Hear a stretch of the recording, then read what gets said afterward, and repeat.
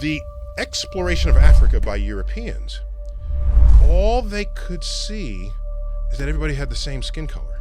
So when they divided up the world by races, they just say black African.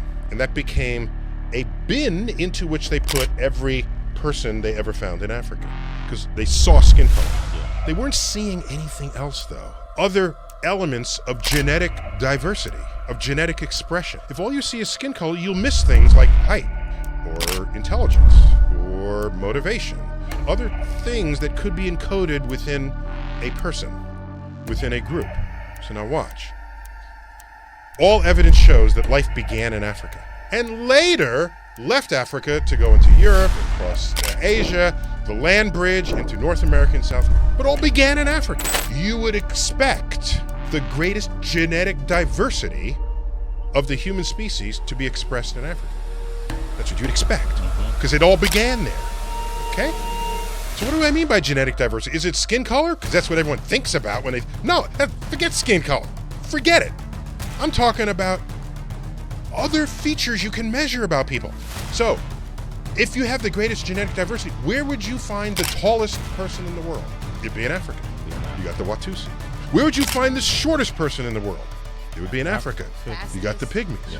Where would you find the fastest person in the world? You find him in Africa. We're getting him off the west coast of Africa. Yeah.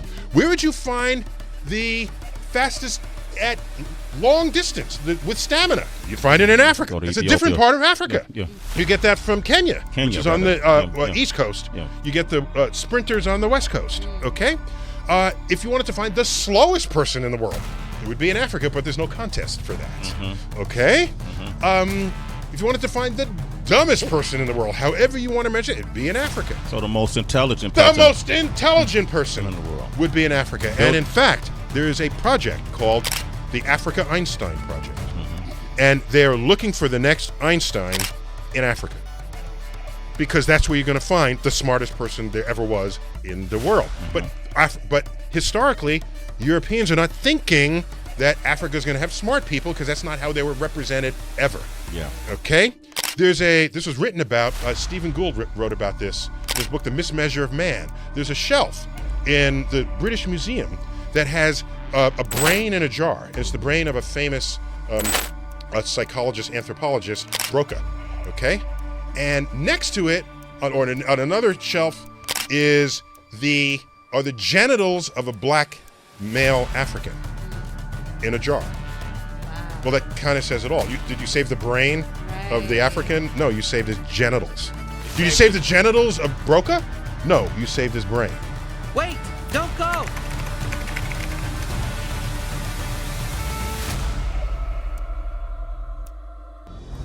As an African, on one hand, you may be happy that our continent is having the smartest people in the world, the tallest people in the world, the fastest people in the world. Yeah, probably the most beautiful people in the world. But on the other hand, we are having the shortest people, the dumbest people, the ugliest people.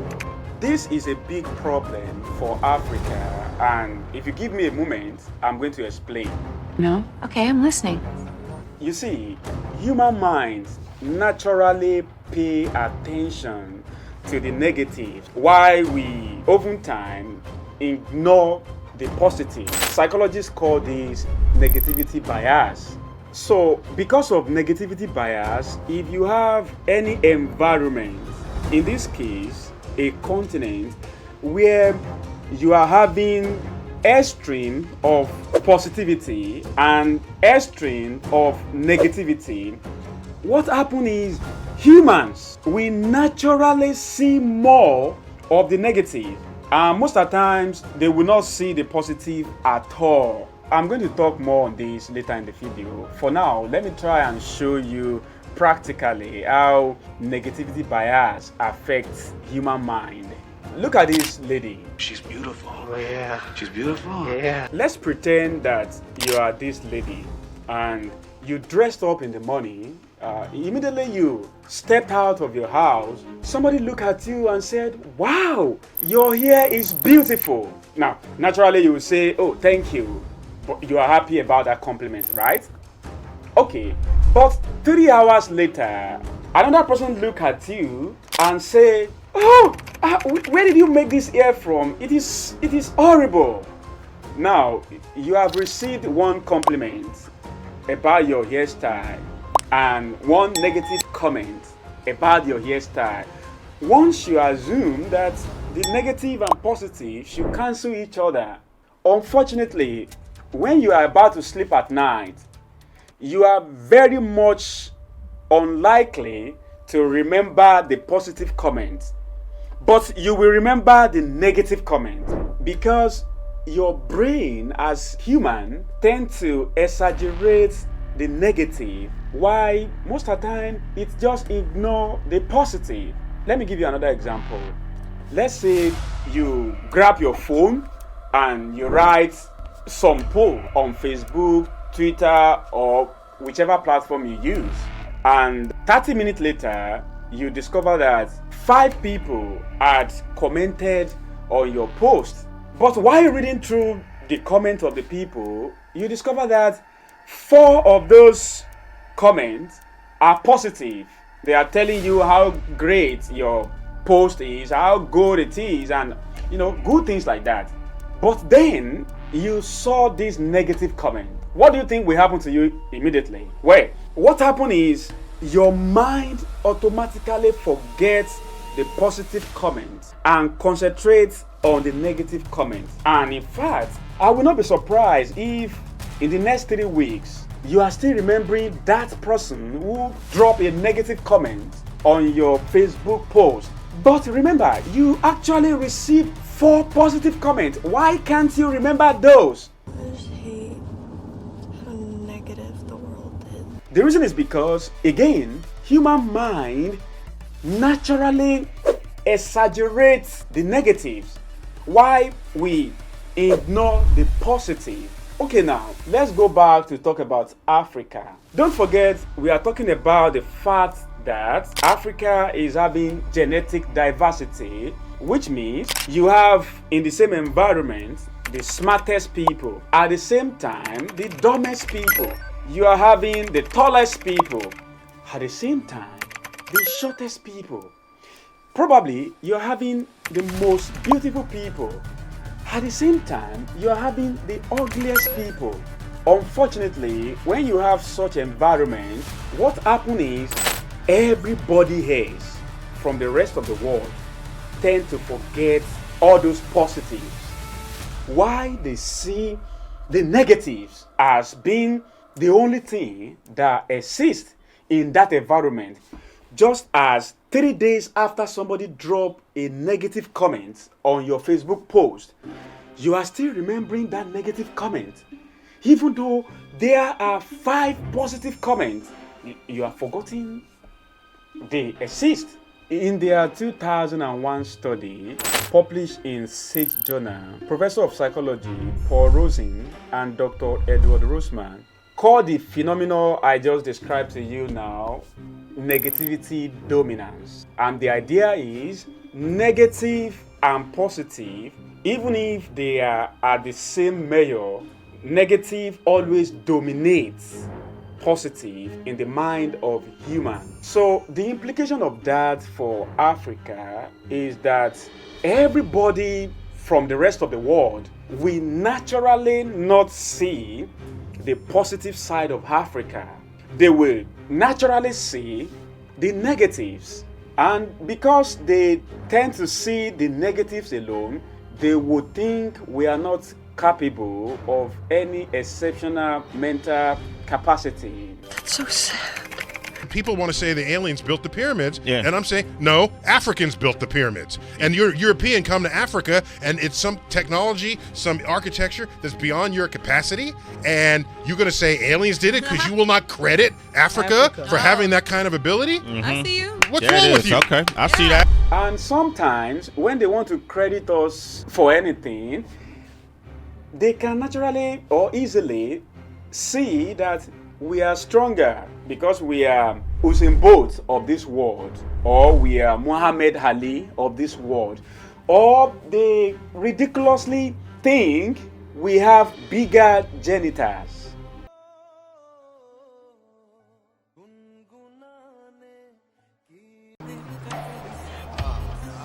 This was written about, Stephen Gould wrote about this in his book, The Mismeasure of Man. There's a shelf in the British Museum that has a brain in a jar. And it's the brain of a famous a psychologist, anthropologist, Broca, okay? And next to it, on another shelf, are the genitals of a black male African in a jar. Wow. Well, that kind of says it all. Did you save the brain of the African? No, you saved his genitals. Did you save the genitals of Broca? No, you saved his brain. So the inherent bias that shaped how this world now sees itself is tragic. Now you might want to think, oh, everybody else in the world who think everything that exists in Africa is negative are bad people. Well, that would not have made our case terrible. What makes our case even worse is that because of the negativity dominance, even Africans, me and you, are very much likely to be tempted to assume that the only thing that exists in Africa is negative. And you can confirm what I'm talking about just by having conversations with an average 25 years old African. I mean, if you gather 10 Africans, 9 of them are just negative about Africa.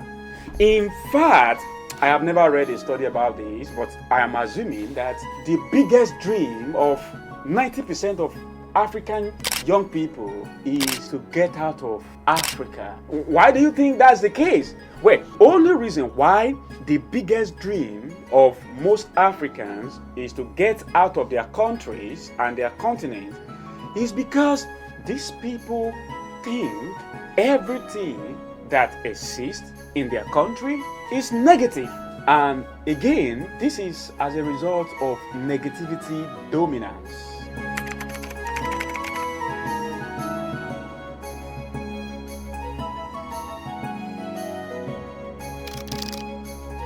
In June of 2008, to be specific, on June 30, 2008, I wrote my final exam in a polytechnic where I was doing my diploma. And exam, I announced to my parents that I was not ready to further my education. I wasn't ready to go to university as they had planned. Instead, I wanted to go and figure out how to build my own company. If you're an African, you probably know what will happen next. My father was angry. My mother was crying. Everybody in my family was calling to warn me. And what I was hearing again and again is, oh, things are difficult more than you think they are. You are being naive. This is Africa. Nobody's going to help you. People in Africa don't help themselves. Remember, your parents are poor. You are not going to get capital. You are going to destroy your life. Again, this is Africa. Things are not possible here. But I told myself, yeah, this is Africa. Things are difficult. But there are some opportunities too that nobody pays attention to. Maybe I can figure out how to build something with my life. I am not making this video to make you feel as if it is very easy, because it took me 8 long years before I was able to build my first successful company in the year 2016. This is the point I'm trying to make with this video. Africa is like a tall mountain. Even though it is exciting to get to the top of the mountain, usually the top of the mountain is also the coldest place you can be compared to people who are down there.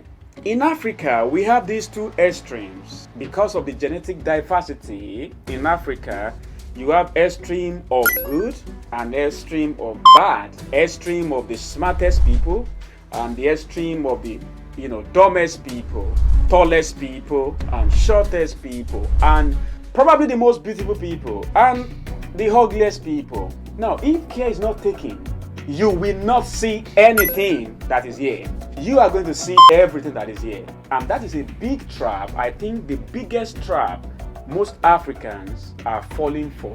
So what I think we have to do is to start becoming conscious. We have to train our brain to start consciously looking for the good in our continent.